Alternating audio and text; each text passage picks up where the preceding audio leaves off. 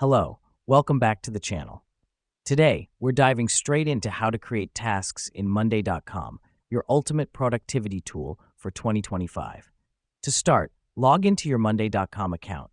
This takes us to your main dashboard where all the magic happens. It's important to be logged in to ensure you're working within your own workspace.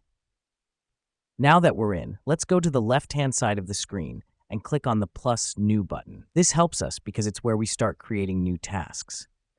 A drop-down menu will appear with several options. Here, we're going to choose Task. After that, enter your task details.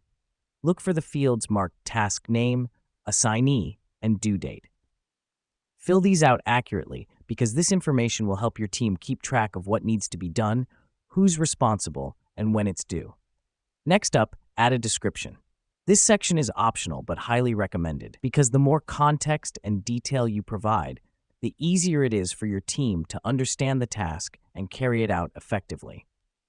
Once you've filled everything out, click on the green Add Task button at the bottom of the page. The reason we do this is to officially add the task to your board. You'll see it appear right away on your dashboard. Now you might be wondering, what's the point of creating tasks in Monday.com?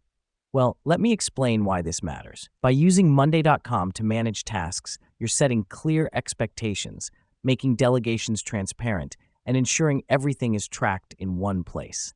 That's the beauty of it. Simplicity and accountability combined. And there you have it. In just a few simple steps, you've created a task in Monday.com. Keep practicing, and soon enough, it'll be second nature.